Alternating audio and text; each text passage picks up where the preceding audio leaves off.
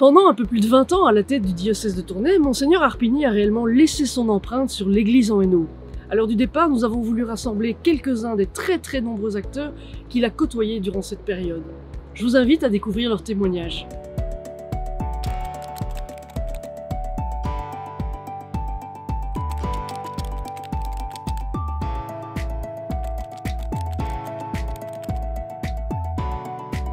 « 2003-2023, ça fait 20 ans de collaboration, un peu moins comme vicaire général, 20 années où on a dû gérer avec Monseigneur Harpigny beaucoup de questions, certaines joyeuses, d'autres plus compliquées, il faut bien le dire, mais c'est surtout des années où on a pu être attentif aux questions du monde, aux joies et aux souffrances de l'humanité, essayer d'être attentif aux évolutions de notre société, pas seulement pour les catholiques, mais pour l'ensemble de notre société dans le Hainaut, et être ouvert aux questions de ce monde qui est en train de changer, essayer de témoigner au cœur de notre monde d'un Dieu qui aime profondément l'humanité et de pouvoir donner de l'espérance. Et ça, je crois que c'est le plus important. Alors, on a eu la chance au diocèse de Tournai d'avoir avec Monseigneur Harpigny un évêque qui non seulement soutient les pèlerinages, et je pense notamment à la période post-pandémie avec toutes les aides accordées aux jeunes,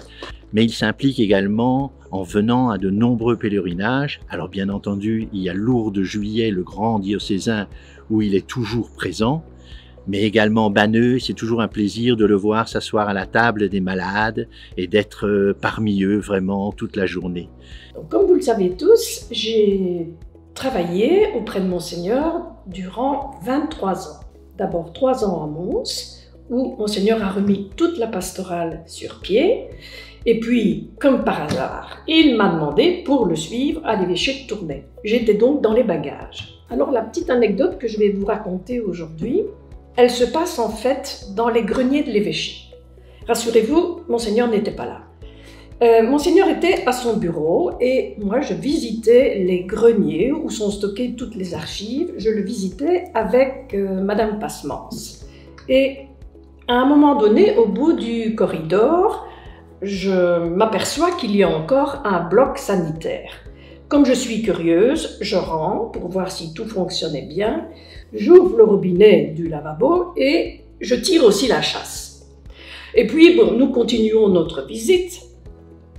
Et quand la visite est terminée, je me dis franchement, il faut aller fermer l'eau qui circule encore là dans le lavabo, dans la chasse. Ça ne sert plus vraiment à personne. Me voilà redescendu, je reviens à mon bureau, n'entends rien. Et puis tout d'un coup, Monseigneur arrive. Qu'est-ce qui se passe encore? Mon Dieu, de l'eau coule près de mon appartement, je vais encore être inondée. Dans ma tête, je comprends ce que j'ai fait, je remonte 4 à 4 dans les greniers, et qu'est-ce que je vois? Le lavabo qui débordait et la chasse d'eau également. Je ne vous dis pas, donc l'eau coulait du 3e étage au 1er étage, juste en dessous des portes de la chambre et de la salle de bain de l'évêque.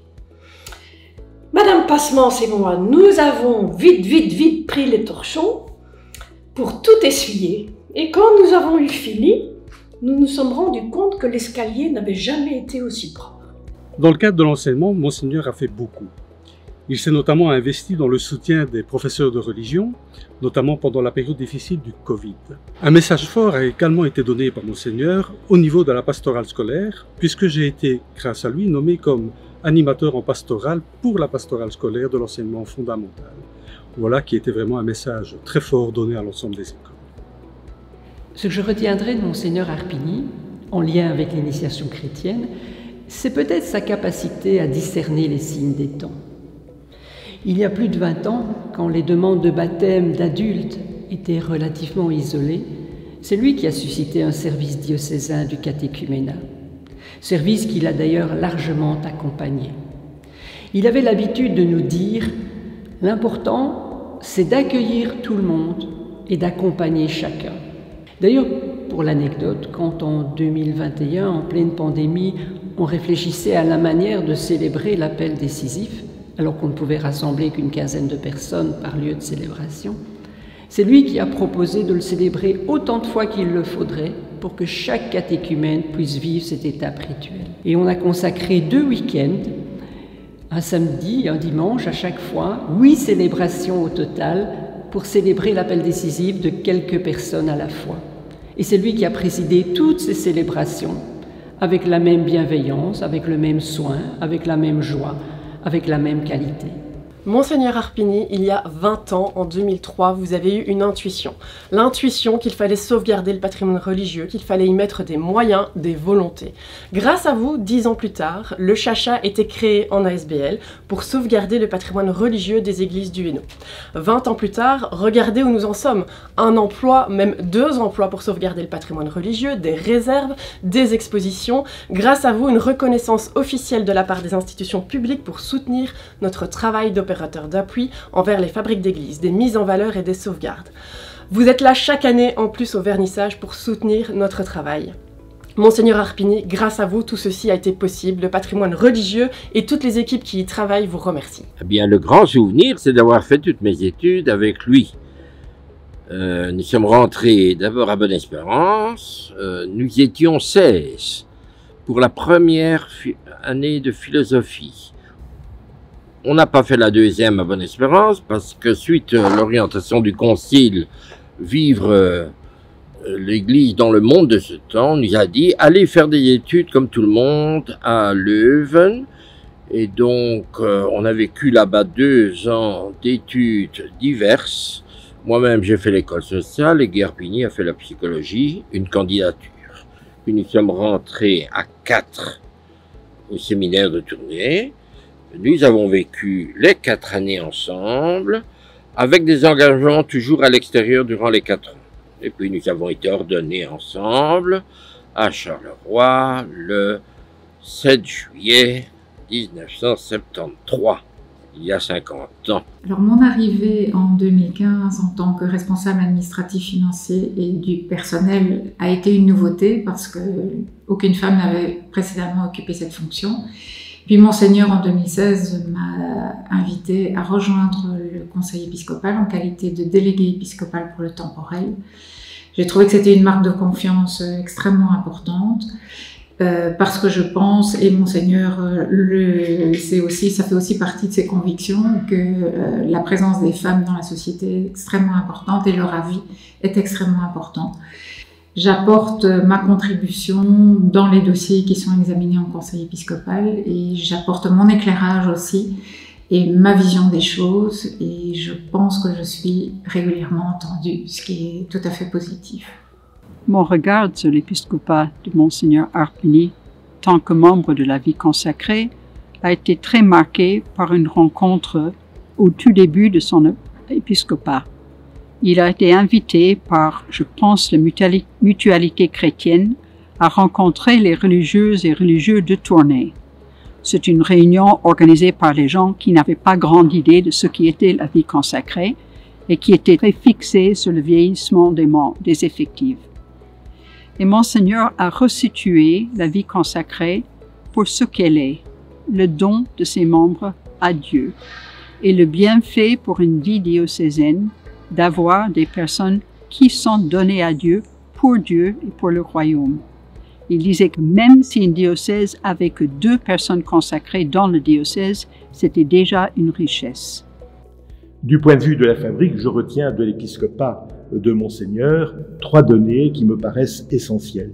La première, c'est la réouverture de la cathédrale à l'occasion de son ordination. La deuxième, durant tout son épiscopat, Monseigneur a insisté pour présenter la cathédrale, qui est bien sûr à Tournai, non pas comme étant la cathédrale des Tournaisiens, mais comme étant l'église mère de tout le diocèse de Hainaut. Enfin, 3e donnée qui me paraît aussi essentielle, dès son entrée en fonction, Monseigneur a multiplié les démarches, les initiatives, les actions, afin de sensibiliser les décideurs à la nécessité de restaurer la cathédrale de Tournai. Je suis membre du conseil de fabrique depuis 8 ans.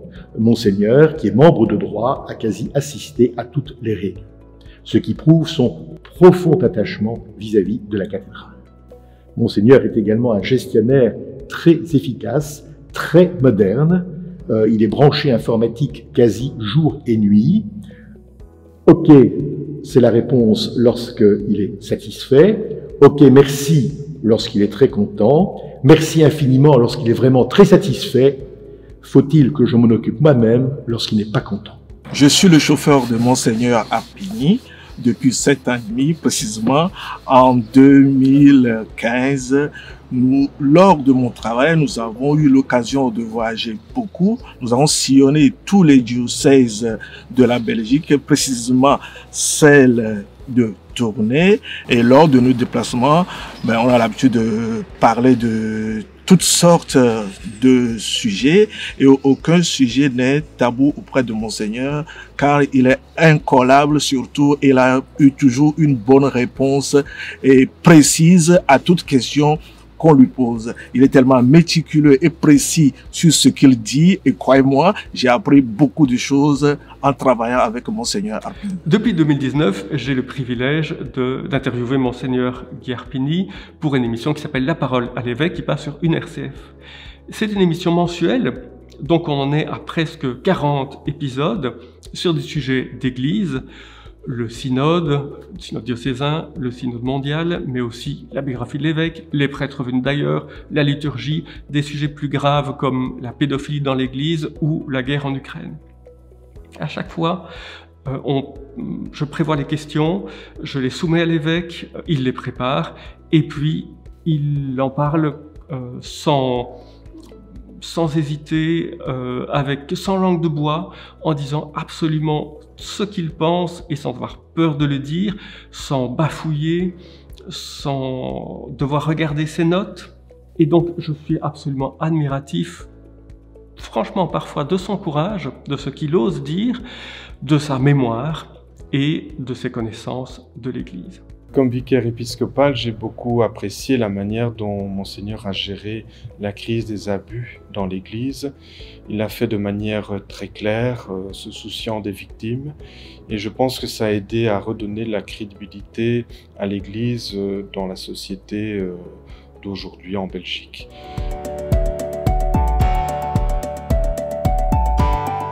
Et voilà, la période de la retraite est arrivée, et pour moi aussi.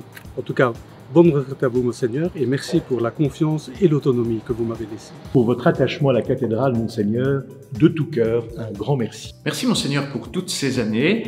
Depuis le séminaire, vous avez été notre formateur et notre aumônier d'équipe. Et puis, comme jeune prêtre, j'ai collaboré avec vous dans la formation permanente. Et puis, au sein du conseil épiscopal, beaucoup de projets et d'enthousiasme tout au long de ces années. Je vous souhaite de garder le même enthousiasme, d'être retraité, mais de pouvoir continuer à porter des projets. Merci pour votre patience et votre tolérance vis-à-vis de mes erreurs. Alors, je ne crois pas en avoir fait d'énormes, mais quand même, en une vingtaine d'années, il y en a eu quelques-unes et à chaque fois, vous avez été d'une gentillesse extraordinaire. Pour ça, vraiment, merci. Je tiens à vous remercier pour la confiance que vous m'avez accordée durant toutes ces années. À travers tout le diocèse, tu as été très présent. Vraiment, tu as été courageux. Un grand merci. Seigneur, je voudrais vraiment vous remercier pour votre confiance et votre soutien tout au long de ces années.